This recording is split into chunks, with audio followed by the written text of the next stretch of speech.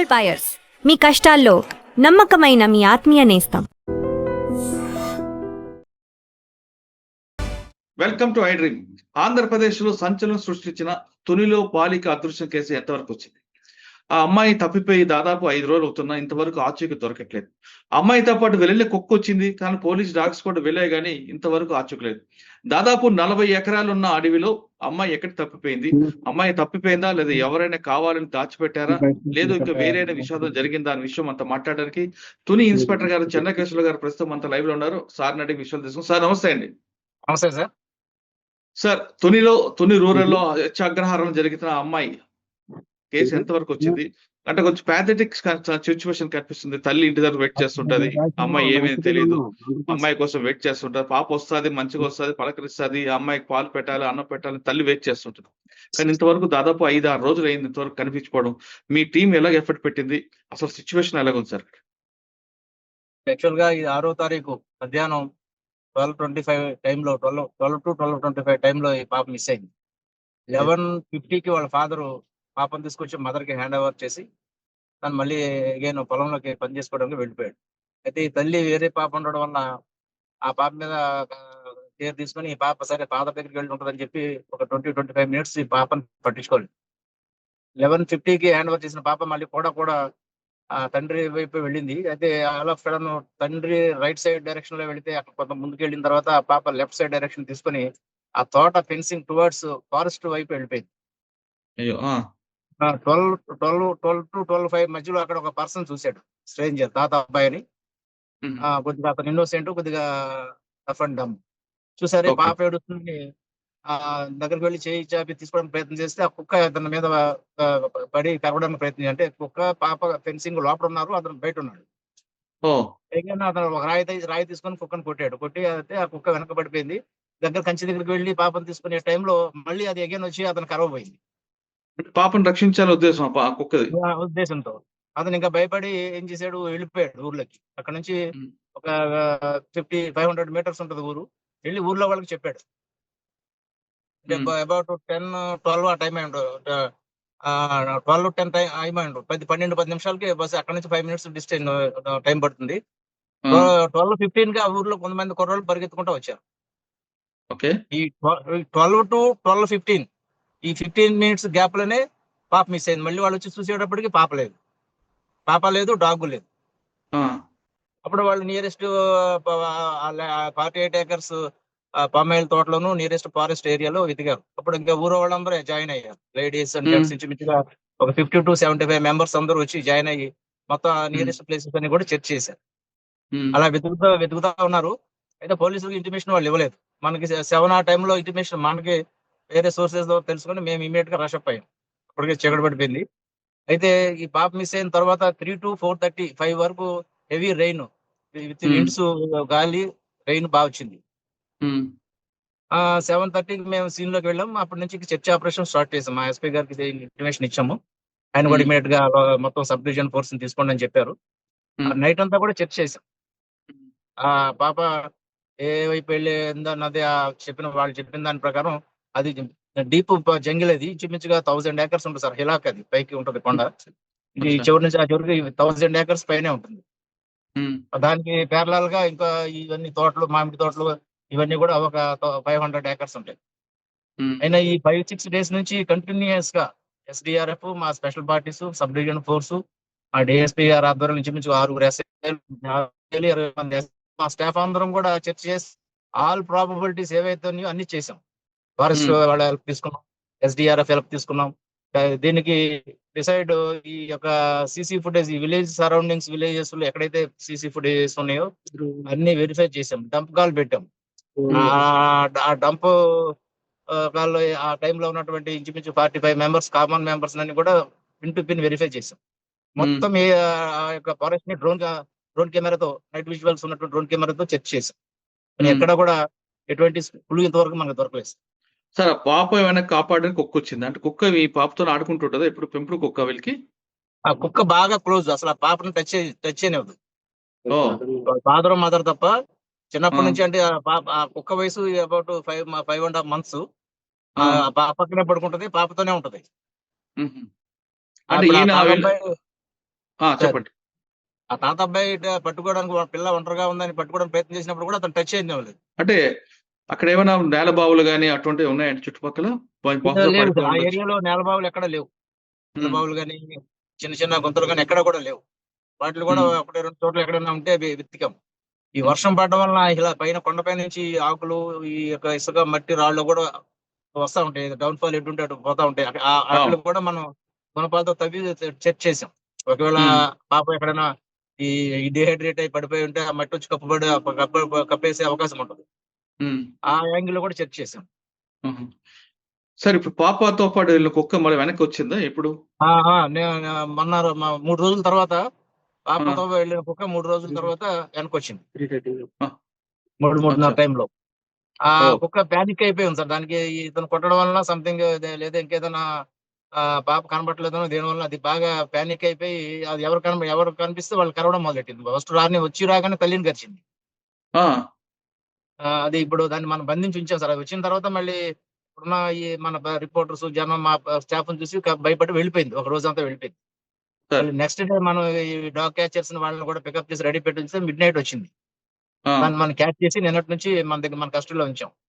నిన్న అచ్చా! ఆ కుక్క ఏదైతే పాపతో వెళ్ళిపోయిన కుక్క ఉందో దాన్ని శుభ్రంగా ఒక టవల్‌తో దాని యొక్క స్మెల్ తీసుకొని మా ఆ! మా యొక్క పోలీస్ డాగ్‌కి ఇచ్చి నిన్న మళ్ళీ తీసుకెళ్ళాం ఓకే. హ్మ్. డీపాలజిస్ట్‌కి. ఆ! అది ఏవైతే ఇంతకుముందు మేము సస్పెక్ట్ చేసిన ప్లేసెస్ ఉన్నాయో, ఆ ప్లేస్‌లోనే మళ్ళీ తన సరౌండింగ్స్ అన్ని తిరిగింది.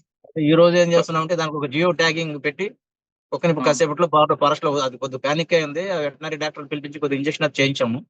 ఇప్పుడు హుహు. దానికి ఒక ట్రాకర్ పెట్టేస్తాం. హ్మ్. ట్రాకర్ పెట్టి అది ఒక 5, 6 డేస్ బ్యాటరీ చార్జబుల్ ఉంటది. ఆ హ్మ్. కుక్కను ఆ ఫారెస్ట్‌లో వదిలేస్తాం సార్. అది హ్మ్. ఎక్కడికెళ్తుందో దాన్ని మనం ట్రాక్ చేస్తా ఉంటాం మన సెల్ ఫోన్, హ్మ్. మన హ్మ్. యొక్క ల్యాప్‌టాప్‌లో. అంటే ఉన్న బహుశా సోర్స్ అదంతా ఉంటుంది. కుక్కకి స్మెల్ పవర్ ఎక్కువ కాబట్టి, అదే స్పాట్‌లో వదిలిపెడితే అది ఎక్కడికి వెళ్ళిందో తీసుకునే అవకాశం ఉండొచ్చు కదండీ! ఎందుకంటే పాప డెఫినెట్ మీద ఆ! ఎక్కువ కుక్కకి పాప మీద ఎక్కువ ఎఫెక్షన్ ఉంది కాబట్టి ఖచ్చితంగా పాప కోసం వెతుకుతదేమో కదా! అదే. ఆ ఉద్దేశంతోనే సార్. ఆ ఉద్దేశంతోనే ఇప్పుడు దానికి ఒక ట్రాకర్‌ని పెట్టి కుక్కను హ్మ్. వదిలిపెట్టేస్తుంది. హుహు. అంటే సార్ ఇది డెఫినెట్‌గా చలనకి ఆ! డెఫినెట్‌గా చెప్పండి. పాప ఉన్న ప్లేస్‌కి ఎక్కడైనా ఒకవేళ పాప ఎక్కడైనా ఏదైనా జరిగుండి ఎక్కడైనా డీహైడ్రేట్ పడిపోయి ఉంటే, లేదా ఎవరైనా ఎక్కడి నుంచైనా క్యాచ్ చేసి తీసుకెళ్ళినట్టుంటే డెఫినెట్‌గా ఆ ప్లేస్‌కెళ్తుంది సార్. అంటే ఇంటి దగ్గర నుంచి పెడతారా? లేదు ఎక్కడైతే దొరికిందో ఆ ప్లేస్‌కి తీసుకెళ్తారా? లేదు, ఇంటి దగ్గర నుంచే వదిలిపెట్టేస్తాం. ఇంటి దగ్గర ఉంది స్టిల్లు. ఆ! ఇంటి దగ్గర నుంచే వదిలిపెట్టేస్తాం. ఈరోజు. ఈరోజు సార్ కాసేపట్లో. ఇప్పుడు సార్ అక్కడికెళ్తున్నాను. మీకున్న ఇంటికి మీ ప్రోగ్రామ్ అయిపోయింది. ఓకే. సార్ మీకున్న ఎక్స్‌పీరియన్స్ ప్రకారం మీ సస్పెక్ట్ ఏముండొచ్చండి? ఇప్పుడు ఉన్న ఆల్ ప్రాబబిలిటీస్ వెరిఫై చేసాము. మాకున్నటువంటి ఇన్ఫర్మేషన్ ప్రకారం ఆ పాపని ఎవరైనా పట్టుకుపోయారనే యాంగిల్ అయితే ఎక్కడ కనిపించడం లేదు సార్. ఎందుకంటే ఓకే. మొత్తం సీసీ ఫుటేజ్ వెరిఫై చేసాము. హ్మ్. అక్కడ ఆ టైంలో డంప్‌ని వెరిఫై చేసాము. అంతకు హ్మ్. ముందు 2 డేస్ ఎవరైనా వచ్చి ఏదైనా రెక్కీ చేసి ఏదైనా కిడ్నాప్ చేసే ప్లాన్ ఉందా అనే ఉద్దేశంతో 2 రోజుల ముందు కూడా డంప్ అంతా వెరిఫై చేసాం ఆ ఏరియాలో. హ్మ్. ఇతనికి ఈ ఫ్యామిలీస్‌కి ఎవరైనా ఎనిమీస్ ఉన్నారా? ఇతనికని చెప్పి ఆ యాంగిల్ వెరిఫై చేసాము. ఎక్కడ కూడా ఏ సస్పిషియస్ ఏ లీడ్ రాలేదు. ఇక హ్మ్. మాకున్న ఒకే ఒక థాట్ ఏంటంటే, ఫారెస్ట్‌లోకి వెళ్ళినప్పుడు ఏదైనా వైల్డ్ యానిమల్ ఏదైనా క్యాచ్ చేసి ఫారెస్ట్‌లోకి తీసుకెళ్ళిపోయి ఉండొచ్చేమో అనిపిస్తుంది. ఇప్పుడు ఆ స యాంగిల్‌లో కూడా చూస్తున్నాం ఇప్పుడు.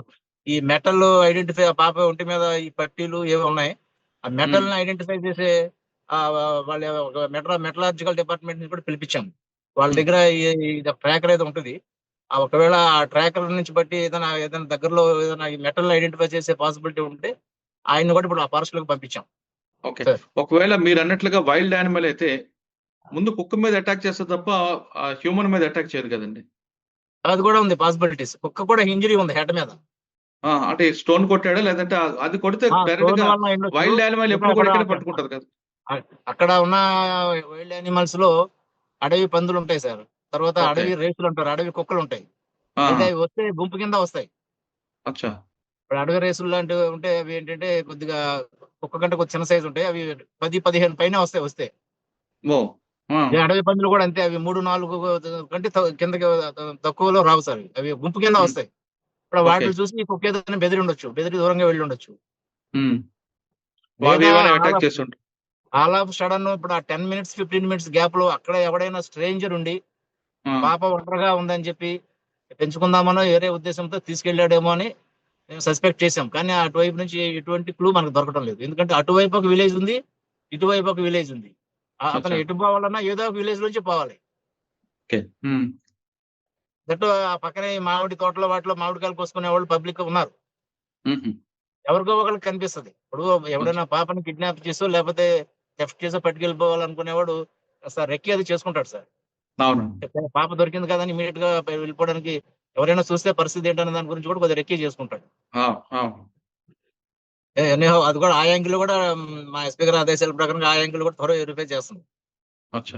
అంటే సార్ ఈ కాగిత ఈ పేపర్లు ఎరుకు ఈ ప్లాస్టిక్ చేసుకునే అవును. వాళ్ళు, పేపర్లు ఎరుకునే వాళ్ళు, ఇలాంటి వాళ్ళు ఎవరైనా ఆ ఏరియాకి వచ్చారా హుహు. మొత్తం అదంతా కూడా ఎస్సీఆర్బీ నుంచి లిస్ట్ తీసుకుని వాళ్ళ అటువంటి ప్రీవియస్ కేసులు ఎవరున్నారు అవన్నీ కూడా వెరిఫై చేస్తాం. ఓకే. సార్ మీ ఇన్వెస్టిగేషన్ పార్ట్ నడుస్తుంది. మీరు కంప్లీట్‌గా ఎఫర్ట్స్ పెట్టారు. పాప దొరకాలని మీరు ఈ సిస్టమ్ అంతా కూడా కోరుకుంటున్నారు. కానీ ఇటువైపు తీసుకుంటే ఇంటి దగ్గర పేరెంట్స్ యొక్క వెర్షన్ ఎలాగుందండి? తల్లి, తండ్రి. జనరల్ గా పాప కనిపించకపోతే వాళ్ళ బాధ ఉంటది కదా. కాకపోతే మేము చేస్తున్న ఎఫర్ట్స్ ని చూసి వాళ్ళు చాలా ప్లీజ్ అవుతున్నారు. ఓహ్! మా పాప కోసం ఇంతమంది 200 మంది పోలీసులు మా పాప కోసం 5 రోజులు 6 రోజుల నుంచి మీరు శ్రమిస్తున్నారు, రాత్రి పగలు కష్టపడుతున్నారు అని వాళ్ళు హ్మ్. చాలా థ్యాంక్ఫుల్ గా ఉన్నారు. హుహు. సార్ ఇటువంటి సంఘటనలు అటు జరగకుండా చుట్టుపక్కల ఆ ప్రాంతంలో అగ్రహారం గాని, తుని సర్కిల్‌లో గాని అంటే ఇంటి ముందు ఆడుతున్న పిల్లలు సడెన్‌గా మిస్ అవ్వడం, లేదంటే బయటికి వెళ్తూ ఆడుతూ మిస్ అవ్వడం జరుగుతుంటాయి. లేదా కొంతమంది బూచోళ్ళు అంటే మనం చిన్నప్పుడు చెప్తుంటారు కదా! మన బంధువుల్లోనే బూచోళ్ళుంటారు. అటువంటి బూచోళ్ళు రావడం జరగకుండా పేరెంట్స్‌కి మీరు ఏ మెసేజ్ చెప్తారండి? సార్ ఇప్పుడు ఫారెస్ట్ లో ఉన్న వాళ్ళు కేర్ఫుల్ గా ఉండాలి sir. First of that forest లో కాదు ఎక్కడున్నా చిన్నపిల్లలు 3-4 ఇయర్స్ వాళ్ళు ఐడెంటిఫై చేయలేరు కాబట్టి 3-4 ఇయర్స్ లోపు ఏజ్ ఉన్న పిల్లలు పేరెంట్స్ మాత్రం చాలా కేర్ఫుల్ గా ఉండాలి. ఇక్కడ ఏం హ్మ్. జరిగిందంటే అతని దగ్గర ఉంటుందని ఈ అమ్మాయికి అప్పచెప్పాను కానీ అతను వీళ్ళిద్దరు కొద్దిగా నెగ్లెక్ట్ చేశారు. హ్మ్. బట్ ఆ పాప కూడా ఎప్పుడు అంత లాంగ్ వెళ్ళింది లేదు. కుక్కతో నా దగ్గర దగ్గరే ఆడుకుంటూ ఉంటది. కాకపోతే వీళ్ళ ఫాదర్ వెళ్ళాడు కదా అని ఒకసారి అక్కడికి వెళ్ళాడు, తీసుకొచ్చాడు. అమ్మాయి అటు మళ్ళీ వెళ్ళింది. ఫాదర్ మళ్ళీ తండ్రి ఉన్నాడు కదా అనే ఉద్దేశంతో బయలుదేరింది. కానీ ఒక 150 ఫీట్స్ 150 మీటర్స్ వెళ్ళిన తర్వాత రైట్ సైడ్ కన్ఫ్యూజ్ అయ్యి లెఫ్ట్ సైడ్ పోయింది. లెఫ్ట్ సైడ్ వెళ్ళిపోయి ఫారెస్ట్ వైపు వెళ్ళిపోయింది టువర్డ్స్. హుహు. ఇదంతా జరిగిందంతా కూడా ఒక 35-40 మినిట్స్ లోనే ఆ పాప మిస్ అయిపోయింది. హ్మ్. కాకపోతే పేరెంట్స్ అందరూ కూడా అందరూ పర్టికులర్ గా ఇటువంటి ఐసోలేటెడ్ ఏరియాలో ఉన్న వాళ్ళు కేర్ఫుల్ గా ఉండాల్సిందే సార్. ఓకే. మాకు ఇప్పుడు మాకేంటంటే till the trace the girl efforts అయితే కంటిన్యూ చేయాలని నిర్ణయించుకున్నాం మా ఆఫీసుల ఆదేశాల ప్రకారం. కానీ ఓకే. చూస్తున్నాం సార్ మరి ఇవాళ రేపు ఏదైనా లీడ్ వస్తాం చూస్తుంది. అంటే ఇప్పుడు పాప పెంచుకున్న కుక్క ఎప్పుడు పంపిస్తారండి? ఇది కూడా ఒక హాఫ్ అన్ అవర్ లో పంపిస్తాం సార్. ఇప్పుడు ఇక్కడ మీతో అందువల్ల అక్కడికే బయలుదేరాను. అది కొద్దిగా అచ్చా! పానిక్ అయింది. ఆ వెటనరీ డాక్టర్ గారు వచ్చి ఒక ఇంజెక్షన్ చేయమని చెప్పాము. హుహు. ఎందుకంటే ఇప్పుడు టీసీ దానికి అది జియో ట్యాగింగ్ చేయడానికి కూడా కలిసేటట్టు ఉంది. హుహు. కొద్దిగా మత్తిచ్చి అది పెట్టేస్తాం సార్. ఓకే. పెట్టేసి వదిలిపెట్టేస్తాం. పోలీసులు అదృశ్యమైన పాప కోసం పోలీసులు అన్ని రకాల ఎఫర్ట్స్ పెడుతున్నా కుక్క మీద ఆధారపడ్డారు.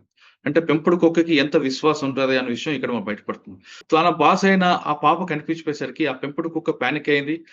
ఇప్పుడు ఉన్న టెక్నాలజీ ఆధారంగా ఆ కుక్కే ఆ మాచుకు కనిపెట్టేలా చేస్తుందనేది మనం కోరుకుందాం. ఖచ్చితంగా పాప బతికుండాలి. తిరిగి అమ్మ నాన్న దగ్గర రావాలి. ఆ కుక్కతో ఆడుకోవాలని మనందరం కోరుకుందాం.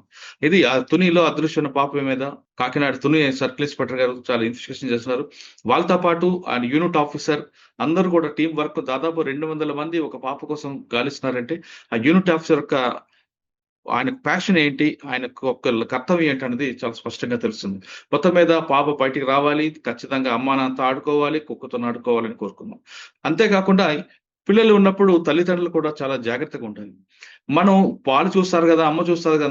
నాన్న చూస్తాడు, అమ్మ చూసుకుంటే పిల్లలకి దారి తప్పుతారు. అటువంటి విషయాల్లో మనం కేర్‌ఫుల్‌గా ఉండాలి తప్ప ఇతరుల మీద నిందేయకూడదు.